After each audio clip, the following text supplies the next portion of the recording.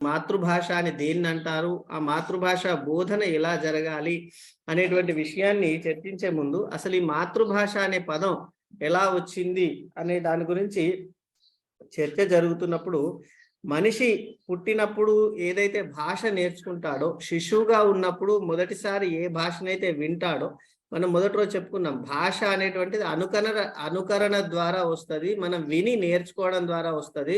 చిన్నప్పుడు తొట్లెలో ఉన్నప్పుడు, అమ్మ ఒడిలో ఉన్నప్పుడు ఏ భాషనైతే వింటారో అదే భాష వాళ్ళ మాతృభాషగా మారుతుంది అని చెప్పేసి అనుకున్నాం.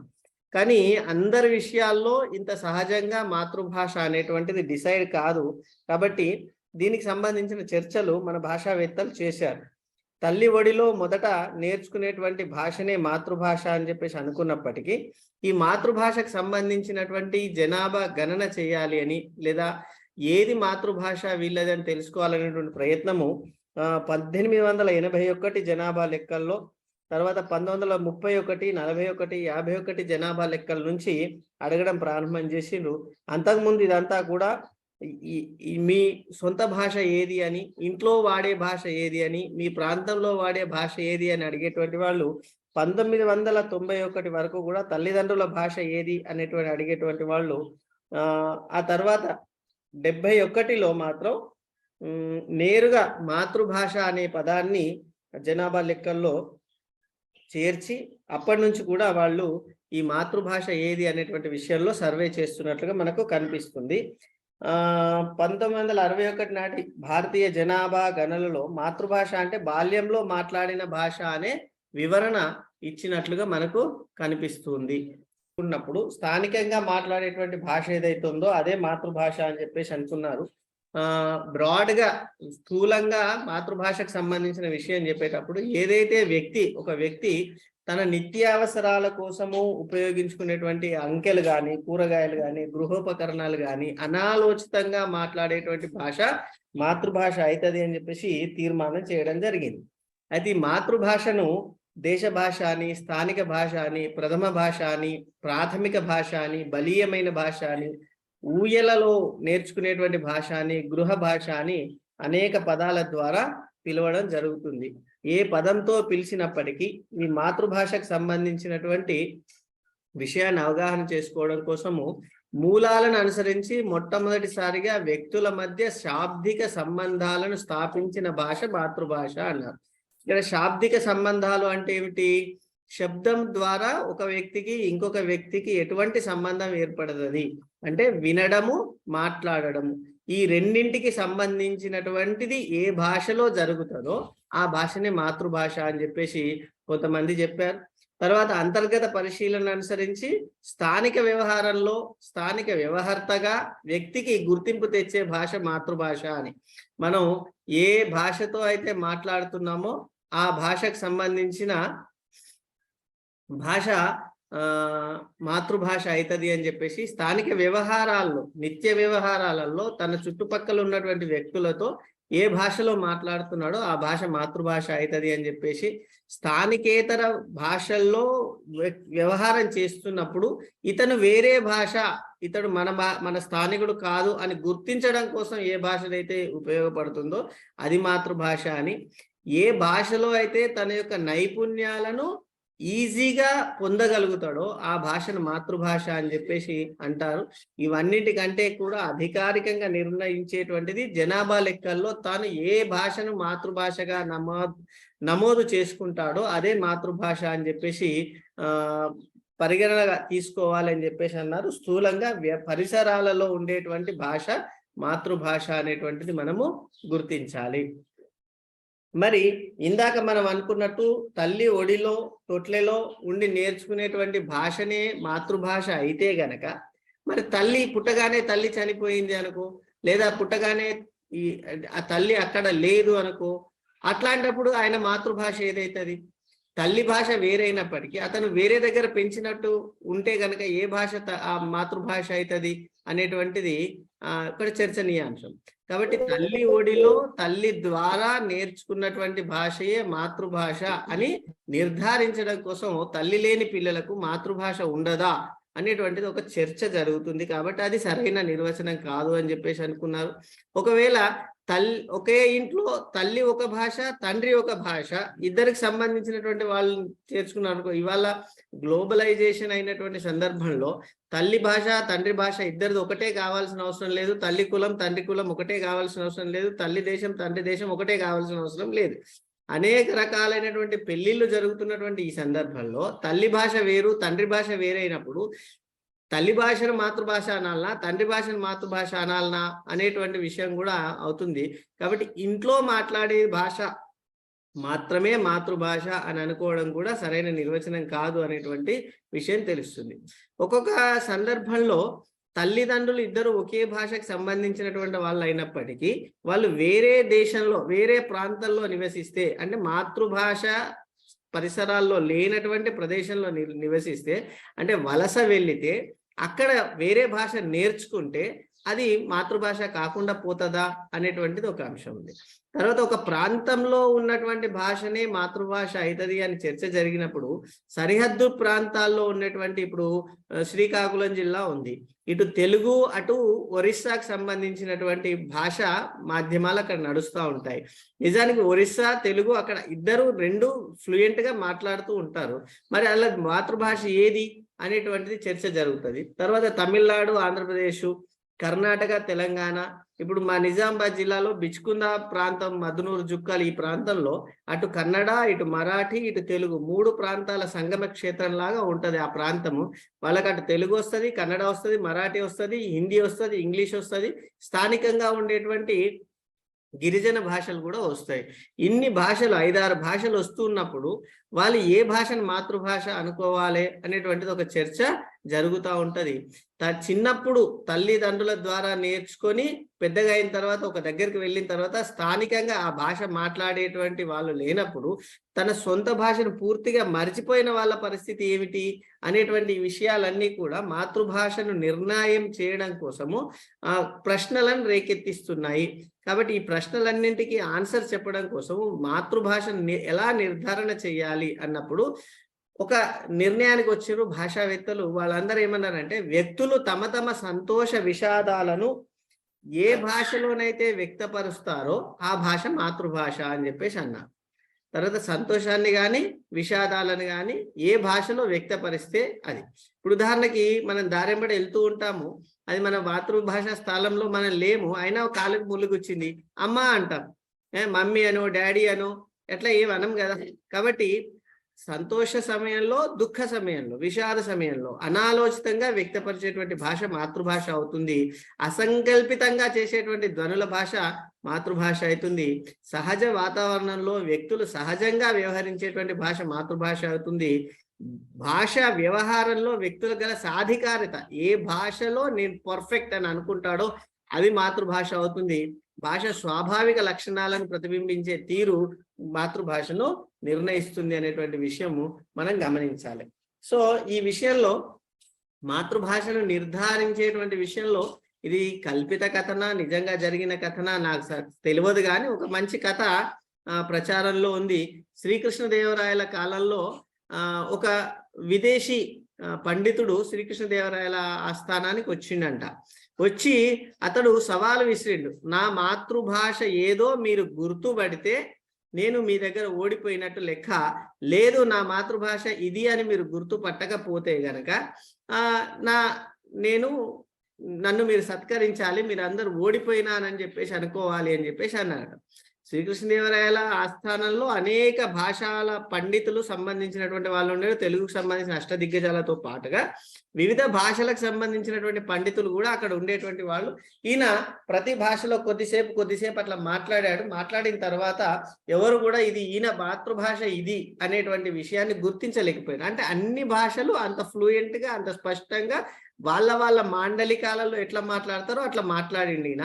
కాబట్టి ఇది మాతృభాష, ఇది కాదు అనేటువంటి డిసిషన్ రాలేకపోయింది. అప్పుడు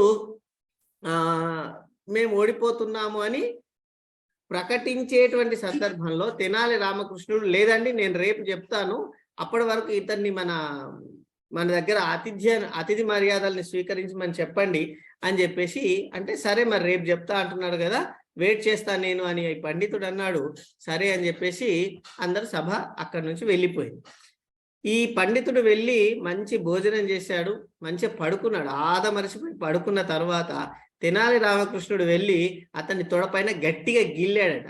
గిల్లేసరికి అమ్మో అని అన్నాడు. అనేసరికి నీ మాతృభాష తెలుగు అని చెప్పేసి అతన్ని, అంటే సభ మొత్తం ఓడిపోకుండా చేసినటువంటి ఘనత తెనాలి రామకృష్ణుడికి ఉంది అని చెప్పేసి అంటారు. సరే, ఈ కథ నిజంగా జరిగిందా జరగలేదా అనేటువంటి వేరే విషయం, కానీ మాతృభాషను గుర్తుపట్టడం కోసం అసంకల్పితంగా అనాలోచితంగా సంతోషాలను విషాదాలను వ్యక్తపరచడం కోసం ఉపయోగపడేటువంటి భాష మాతృభాష అనే విషయాన్ని గుర్తు చేసుకోవడం కోసం ఈ కథ బాగుంటది అనేటువంటి విషయంలో చెప్పడం జరిగింది.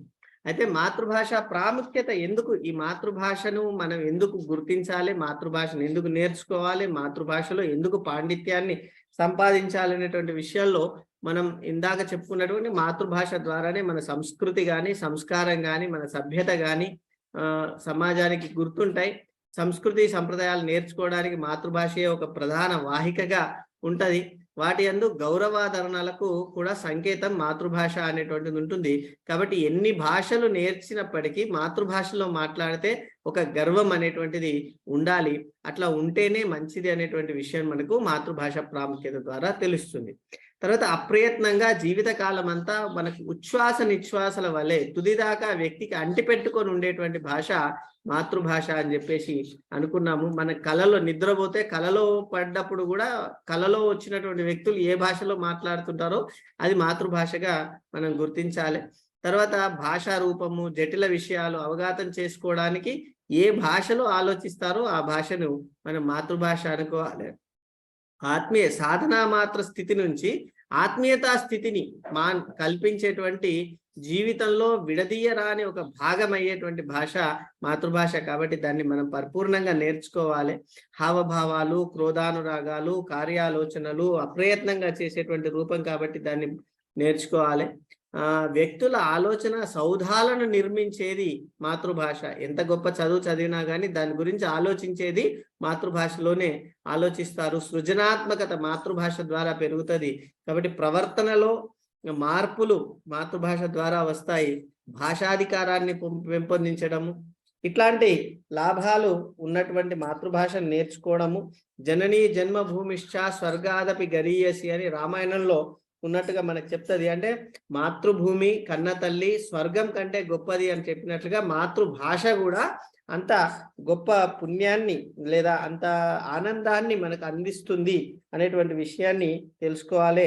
దైవములు లేరు తన కన్న తల్లి కంటే, భాగ్యములు లేవు తన తల్లి భాష కంటే, స్వర్గములు లేవు తల్లి దేశంబు కంటే, నరులకి సూత్రంబు జీవనాడులండ్రు అని ఒక కవి రాసినట్లుగా మనకు మాతృభాష గొప్పతనం ఈ పద్యం ద్వారా తెలుస్తుంది.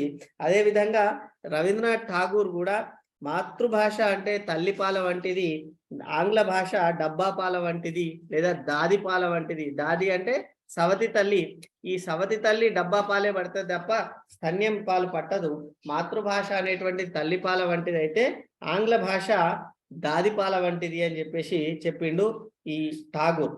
మాతృస్థన్యం మానవుని శరీరాభివృద్ధికి ఏ విధంగానైతే కారణమవుతుందో, శరీరాభివృద్ధి, రోగ నిరోధక శక్తిని పెంచడానికి, ఆరోగ్యాన్ని పెంచడానికి మాతృస్థన్యం ఏ విధంగానైతే ఉపయోగపడుతుందో మానసిక వికాసానికి మాతృభాష అట్లా ఉపయోగపడుతుంది అని చెప్పేసి కూడా పెద్దలు చెప్పారు.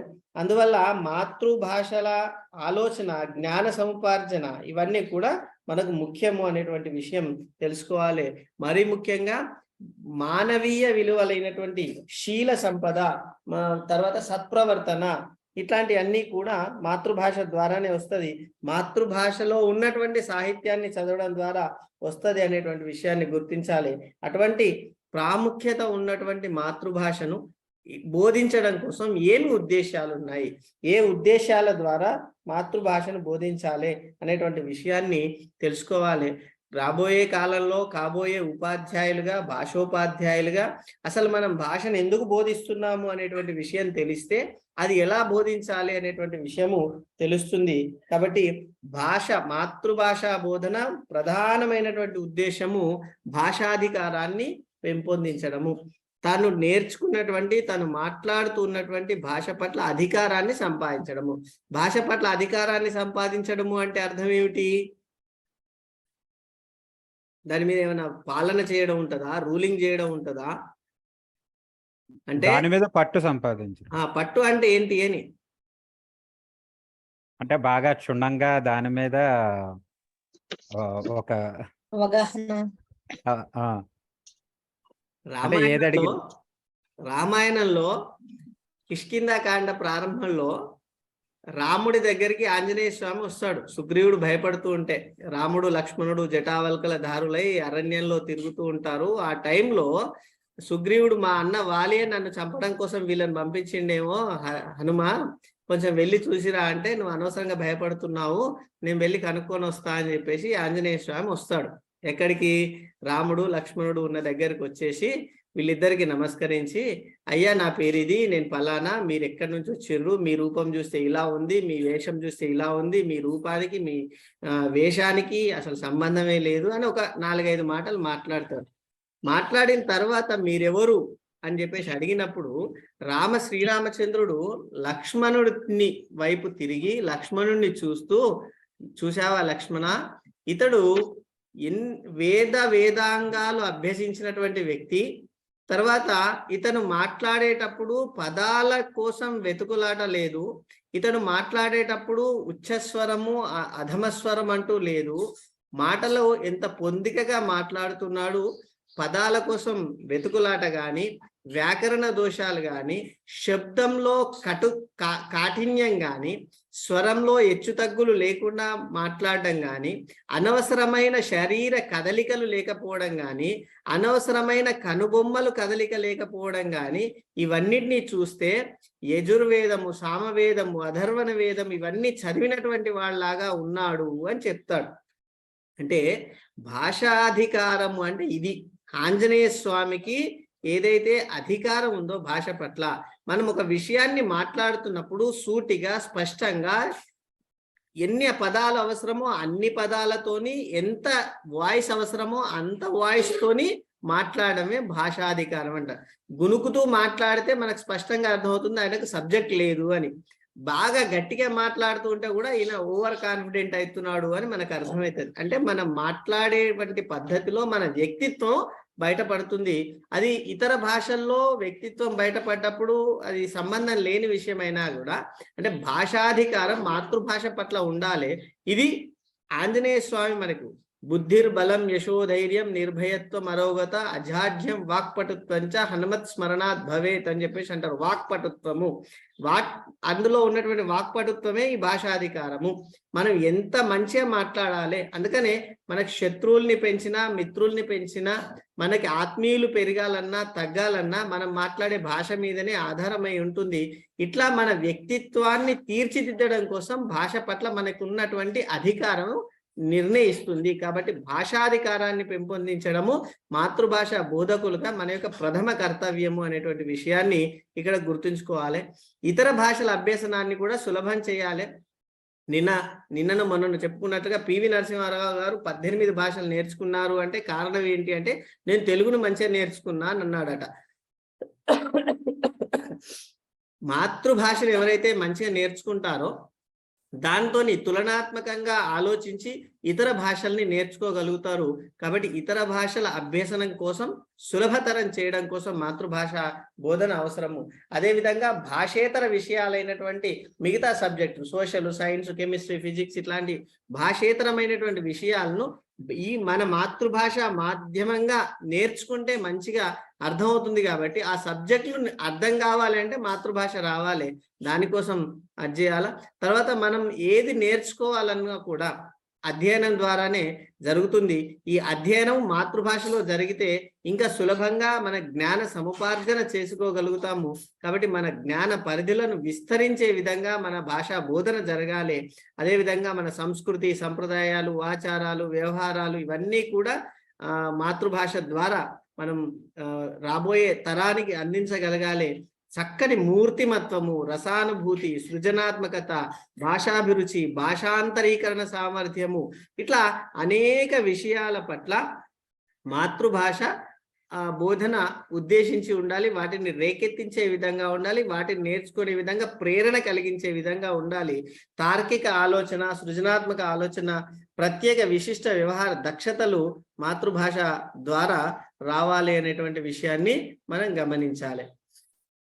ఇంకా సాహిత్యాధ్యయనం చేయడం కోసము దాంట్లో ఉన్నటువంటి భావ సంపత్తిని విద్యార్థుల హృదయాల్లో విస్తరించే విధంగా చూడాలి. తర్వాత సాహిత్యాన్ని ప్రశంసించే శక్తిని పెంపొందించాలి, సాహిత్యాన్ని విమర్శించే స్థాయికి వెళ్ళాలి, తమదైనటువంటి స్థాయిలో రచనలను ప్రోత్సహించాలి, రచించగలగాలి. కాబట్టి ఉత్తమ సాహిత్య పఠనాన్ని, సాహిత్య విమర్శన శక్తిని ప్రోత్సహించే విధంగా మాతృభాష బోధన అనేటువంటిది ఉండాలి అని చెప్పేసి అన్నారు. ఇట్లా ఇంకా అనేక విషయాలు చెప్తూ విద్యార్థుల యొక్క సర్వతోముఖ అభివృద్ధి కోసం మాతృభాష బోధన అనేటువంటిది జరగాలి అని చెప్పేసి అన్నారు. ఇట్లా మాతృభాష బోధన ఉద్దేశాలు అయిన తర్వాత మాతృభాష బోధన విలువలు ఏమిటి అనేటువంటి దాని గురించి చర్చిస్తే, ఇవి మాతృభాష విలువలు 2 రకాలుగా ఉంటాయి. ఒకటి వైయక్తిక విలువలు, సామాన్య విలువలు, రెండోది ప్రత్యేకమైనటువంటి విలువలు అని చెప్పేసి అంటారు. ఈ సామాన్య విలువలు ఏమో వైయక్తిక విలువలు, సామాజిక విలువలు అని ఉంటాయి. ఇవి వ్యక్తిగతమైనటువంటి స్థితిలో మనకు ఉపయోగపడితే, ప్రత్యేకమైనటువంటి విలువలేమో సమాజం కోసం, మన వ్యక్తిత్వ నిర్మాణం కోసము, మూర్తివత్వం కోసము ఉపయోగపడేటువంటి విలువలు.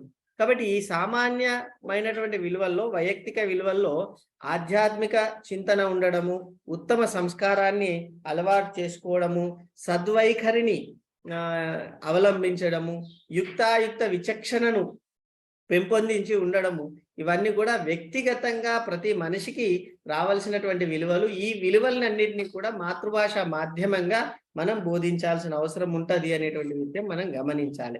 తర్వాత సామాజిక విలువల విషయానికి వస్తే మానవతా దృక్పథము, సమిష్టి తత్వము పెంపొందించే విధంగా ఉండాలి, విశ్వమానవ సౌభ్రాతృత్వం ఉండాలి, వసుధైవ కుటుంబకం అనేటువంటి భావన ఉండాలి, సమాజాన్ని సక్రమమైనటువంటి మార్గంలో నడిపించడం కోసం నీతి, న్యాయం, ధర్మం, మానవతా విలువలు, సమన్యాయం, సమాన హక్కులు ఇవన్నీ సాధించే విధంగా మొత్తానికి సమసమాజ స్థాపన కోసం పనిచేయాలి. ప్రజాస్వామ్య విలువలు, ప్రశాంతమైనటువంటి వాతావరణము, సామాన్య హక్కులు, విధులు వీటన్నిటికీ భంగం కలగకుండా మనం చూసుకోవాల్సిన బాధ్యతని సామాజిక విలువలు అంటారు. ఈ విలువల్ని కూడా మాతృభాష బోధన ద్వారా మనం సాధించగలగాలి.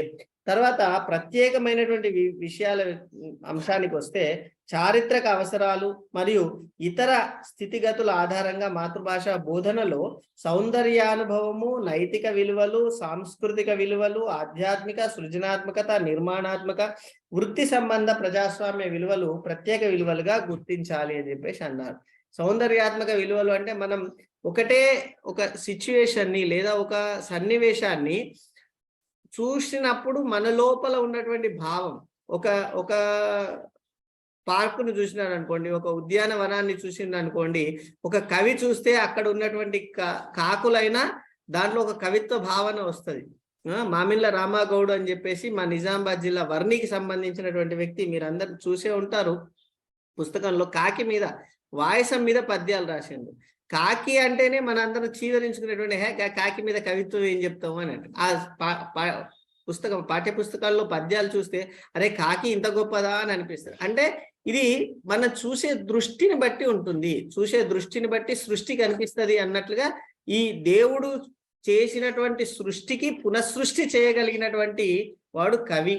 ఆ కవికి ఆ శక్తి రావాలి అంటే సౌందర్యాత్మక స్పృహ ఉండాలి. కాబట్టి మాతృభాషను బోధించడం ద్వారా సౌందర్యాత్మక స్పృహను మనం విద్యార్థుల్లో రేకించగలిగితే అది మనకు ప్రత్యేక విలువగా మనకు ఉంటుంది.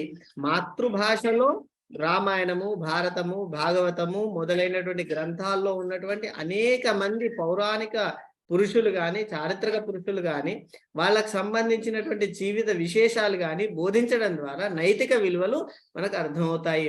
ఒక సత్య హరిశ్చంద్రుని బోధించడం ద్వారా సత్యవాక్ పాలన ఏ విధంగా ఉండాలి అని, ఒక రాముడి కథ చెప్పడం ద్వారా తండ్రిని ఏ విధంగా గౌరవించాలని, పితృవాక్య పరిపాలన కోసం ఎంత కష్టాన్నైనా భరించాలి అని చెప్పేసి రాముడు మనకు చెప్తున్నటువంటి ఆదర్శము మనకు కనిపిస్తూ ఉంటుంది. తర్వాత ఒక రంతిదేవుడి కథను మనం గనక పిల్లలకి చెప్పగలిగితే, మాతృభాషలో బోధించగలిగితే దానం యొక్క గొప్పతనం ఏంటి అనేటువంటిది తెలుస్తుంది. ఒక రాణా ప్రతాప్ గురించి, ఒక శివాజీ గురించి చెప్తే మాతృదేశ రక్షణ కోసం, మాతృధర్మ రక్షణ కోసం ఎంతటి కష్టాన్నైనా మనం పడాలి అనేటువంటి విషయం తెలుస్తుంది. ఇవన్నీ కూడా నైతిక విలువలను మామూలుగా పర్సనాలిటీ డెవలప్మెంట్ క్లాసులలో ప్రత్యేకించి చెప్పిన దానికంటే మాతృభాషా బోధన మాధ్యమంగా చెప్తే బాగుంటుంది అనేటువంటి విషయం మనం గమనించాలి. తర్వాత ఆధ్యాత్మిక విలువలు ఎంత సైన్స్ పెరిగినప్పటికీ, సాంకేతికత పెరిగినప్పటికీ మనిషి లోపల ఆధ్యాత్మిక విలువలు లేనట్లయితే ఆ మనిషి పరిపూర్ణుడు కాదు. పాప భీతి లేకపోతే మనిషి ఏదైనా చేయగలుగుతాడు. ఇవాళ మనం చూస్తున్నాము ఎంత దారుణాలు జరుగుతున్నాయి, అవినీతి జరుగుతుంది, చాలా వికారమైనటువంటి చేష్టలు జరుగుతున్నాయి. పొద్దున్న లేచి పేపర్లో చూస్తే వినరాని మాటలు వింటున్నాం, చూడరాని పనులు చూస్తున్నాం. కారణం ఏమిటి అంటే మనిషిలో పాప భీతి లేకపోవడము. అరే నేను ఈ పని చేస్తే పాపం జరుగుతుంది, తప్పు జరుగుతుంది, తప్పు పాపంగా పరిణమించి ఆ పాపానికి నరకం వస్తుంది, నాకు కష్టాలు వస్తాయి, నేను ఈ పాపాన్ని ఎట్లయినా భరించాల్సి వస్తుంది అనేటువంటి ఒక భయం లేని కారణంగా మనిషి ఆ వికారాలన్నీ కూడా చేస్తున్నాడు. కాబట్టి ఆధ్యాత్మిక విలువలు మనిషి లోపల ఉండాలి. ఈ ఆధ్యాత్మిక విలువలను పెంచడం కోసం మాతృభాష ఒక మాధ్యమంగా కావాలి. ఈ రోజు సమాజం ఇట్లా ఉంటుంది అంటే కూడా కారణం ఏంటంటే ఈ ఆధ్యాత్మిక విలువలు ఉండడమే. చిన్న పిల్లలు రక్షించబడుతున్నారు, ముసలి వాళ్ళకి ఇంకా కూడా రక్షణ దొరుకుతుంది, అక్కడనో ఇక్కడనో చాలా మంది సహాయ సహకారాలు అందిస్తున్నారు అంటే కారణం వాళ్ళ లోపల ఉండేటువంటి పేదవాళ్లకు దానం చేయాలి, ముసలి వాళ్ళకి సహకరించాలి, స్త్రీలకు సహకరించాలి, వృద్ధుల ఏడ దయ కలిగి ఉండాలి, గోవులను జంతువుల పట్ల ప్రేమ కలిగి ఉండాలి, మొక్కల పట్ల ఇవన్నీ కూడా చెట్టుకు నీళ్లు పోస్తే ఏమొస్తుంది, చెట్టు పెరుగుతుంది, ఆక్సిజన్ వస్తుంది, ఇదంతా ప్రకృతి రక్షించబడుతుంది. కానీ ప్రకృతిని రక్షిస్తే నాకేంటి అన్నప్పుడు నాకేంటి అంటే ప్రత్యేకంగా ఏముండదు. అందుకనే పెద్దలు ఏం చెప్పారంటే పుణ్యం వస్తుంది, నీకు స్వర్గం వస్తుంది అని చెప్పారు. ఈ భావనని ఆధ్యాత్మిక భావన. మనిషి మనిషిగా జీవించడం కోసం మనిషికి ఈజియెస్ట్ వేలో మానవీయ విలువల్ని, నైతిక విలువల్ని బోధించడం కోసం ఆధ్యాత్మిక విలువలు ఉన్నాయి. ఈ ఆధ్యాత్మిక విలువల్ని మూఢ విశ్వాసాల వైపు కాకుండా ఈ రోజు ఈ ఉపవాసం ఉంటే ఇది చేస్తారు, ఈ చెట్టుకు నీళ్లు పోస్తే అది చేస్తారు అని అట్లా మూఢ విశ్వాసాలను రేకెత్తించకుండా మనం పాప భీతి కలిగి ఉండి పుణ్యం పట్ల ఆకర్షణ కలిగి ఉంటే అది మంచిది. దానికోసం మాతృభాషలో మనం సరైన పద్ధతిలో విద్యను బోధించాల్సిన అవసరం ఉన్నది. అదేవిధంగా సమాజం అభివృద్ధి చెందాలి అంటే ఈ రోజు ఉన్నటువంటి పరిజ్ఞానం ఇంకా సాంకేతికత పెరుగుతుంది అంటే సృజనాత్మకత ఆలోచనలు ఉన్న వ్యక్తుల కారణంగానే పెరుగుతుంది. చక్రం కనుక్కోవడం కానీ, నిప్పు కనుక్కోవడం కానీ, ఈ కరెంటును కనుక్కోవడం కానీ ఇవన్నీ కూడా సృజనాత్మకమైనటువంటి ఆలోచనలు ఉన్న వ్యక్తుల ద్వారా వచ్చినాయి. కాబట్టి ఖగోళ శాస్త్రం కానీ, భూగోళ శాస్త్రం కానీ, భూగర్భ శాస్త్రం కానీ, గణితం కానీ ఇవన్నీ ఏ వచ్చినా కూడా సృజనాత్మక ఆలోచనలు ఉన్న వాళ్ళతోనే వచ్చినాయి.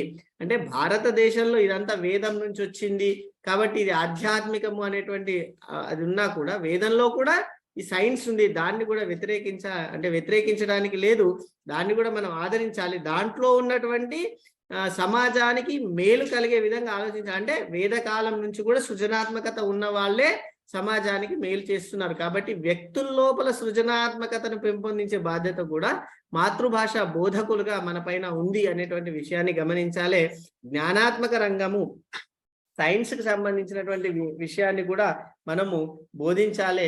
ఇవి మాతృభాష బోధన విలువలు, సామాన్య విలువలు, ప్రత్యేకమైనటువంటి విలువలని వింగడించుకొని విభజన చేసుకొని వీటి గురించి రాస్తే మంచిది. తర్వాత ఈ మాతృభాష బోధన పద్ధతుల కంటే ముందు విషయ ప్రణాళికల్లో మాతృభాషగా తెలుగుకు ఉన్నటువంటి స్థానం ఏంటి అనేటువంటి విషయాన్ని మనం ఆలోచిస్తే మనకు ఈ స్వాతంత్ర భారతదేశంలో ఉన్నట్టు కంటే ముందు, అంటే స్వాతంత్ర కంటే ముందు కూడా మాతృభాష బోధన అనేటువంటిది లేదు. అంతకుముందు మొఘలాయిలు వాళ్ళ పరిపాలన దాదాపు 600-700 సంవత్సరాలు ఉన్నప్పటికీ వాళ్ళ అరబీ భాషను, ఉర్దూ భాషను ఇక్కడున్న దేశ ప్రజలపైన రుద్దడం జరిగింది. ఆంగ్లేయులు వచ్చిన తర్వాత 200 సంవత్సరాలు పరిపాలన చేస్తూ ఇంగ్లీష్ను మన పైన రుద్దడం జరిగింది. కాబట్టి స్వాతంత్రానికంటే ముందు మాతృభాష బోధన అనేటువంటిది మన దగ్గర అంత లేదు. ఎక్కడో ఈ కానిగి పాఠశాలల్లో లేదా గ్రామాలలో ఉన్నటువంటి చిన్న చిన్న ఉపాధ్యాయుల కారణంగానో మాతృభాష బోధన జరిగేటువంటిది అఫీషియల్ గా మాత్రము జరగలేదు. ఈ స్వాతంత్రానికంటే ముందే గాంధీజీ ప్రవేశపెట్టినటువంటి బేసిక్ విద్యా విధానములో కూడా మాతృభాషలో విద్య జరగాలి అని చెప్పేసి అన్నారు. రవీంద్రనాథ్ ఠాగూరు, సర్వేపల్లి రాధాకృష్ణన్ ఇట్లాంటి వాళ్ళందరూ కూడా మాతృభాషలో విద్య జరగాలి, విద్యా బోధన జరగాలి అనేటువంటి విషయాన్ని చెప్పారు. అయినప్పటికీ స్వతంత్రం వచ్చిన తర్వాత చాలా సంవత్సరాల వరకు కూడా మాతృభాషలో బోధన జరగాలి అనడమే కానీ ప్రాక్టికల్ గా అది సాధ్యం అయిన దాఖలాలు మనకు కనిపించవు. ఎప్పుడైతే భాషా ప్రయుక్త రాష్ట్రాలు వచ్చినాయో అక్కడ నుంచి మాతృభాషలో బోధన జరగడము, స్నాతకోత్తర స్థాయి వరకు బోధన జరగడము, ప్రాథమిక స్థాయి నుంచి ప్రారంభించి ఈరోజు స్నాతకోత్తర స్థాయిలో మన అంబేద్కర్ ఓపెన్ యూనివర్సిటీలో అయితే దాదాపు సగం పీజీలు తెలుగు మీడియంలో మనకు దొరుకుతా ఉన్నాయి. కాబట్టి అట్లా స్నాతకోత్తర స్థాయి వరకు తెలుగు వచ్చింది. ఇట్లా ప్రభుత్వం తరఫున ఎంకరేజ్మెంట్ ఉన్నటువంటి పరిస్థితుల్లో కూడా సమాజం దీన్ని అంగీకరిస్తుందా అనేటువంటి విషయాన్ని మనం ఆలోచిస్తే పరభాషా వ్యామోహంలో, ఇతర భాషల పట్ల ఉన్నటువంటి మమకారంలో, ఈ విదేశీ భావజాలం అనేటువంటి ఒక ప్రవాహంలో మనం కొట్టుకుపోతున్నటువంటి కారణంగా మాతృభాషలో విద్యా బోధన అనేటువంటిది అనుకున్న స్థాయిలో జరగట్లేదు. ఈ గత 2-3 సంవత్సరాల నుంచి అయితే ఇంకా ఘోరంగా ప్రభుత్వ పాఠశాలల్లో కూడా ప్రాథమిక స్థాయి నుంచి కూడా ఇంగ్లీష్ మాధ్యమం ఉండాలి అని చెప్పేసి అన్నారు. సరే, ఇంగ్లీష్ మాధ్యమంలో విద్య నేర్చుకోవద్దు అని ఎవరు అన్నారు, కానీ తెలుగు అసలు భాష లేకుండా చేస్తాము అని అనుకునేటువంటిది చాలా విమర్శించదగినటువంటి అంశంగా మనం పరిగణించాలి. కాబట్టి తెలుగు వ్యవహారంలో ఉన్నటువంటి అనేక భాషలు ఇవల్ల కేవలం నిఘంటువులకే పరిమితం కావడము, కాబట్టి విద్యావంతులు కూడా దీన్ని ఉపేక్షిస్తూ ఉండడము అనేటువంటి సరైన విషయం కాదు అని చెప్పేసి పెద్దలు చెప్పారు. మనం జీవనోపాధి కోసం ఏ భాష నేర్చుకున్నా మంచిదే, కానీ మన యొక్క స్థానికత, అస్మికను, అంటే మన వ్యక్తిగతంగా ఉండేటువంటి మన ఏమంటారు, అస్మిక అంటే స్వంత దాన్ని వదులుకోవడం అనేటువంటిది కరెక్ట్ కాదు. దానికోసం అని చెప్పేసి మాతృభాషను మనం ప్రోత్సహించాల్సిన అవసరం ఉన్నది. ఇప్పుడు ప్రభుత్వాలు తీసుకున్నటువంటి చర్యల కంటే కూడా సమాజం తీసుకోవాల్సినటువంటి బాధ్యత ఎక్కువగా ఉంది అనేటువంటి విషయాన్ని మనం గమనించాలి. ఈ మాతృభాష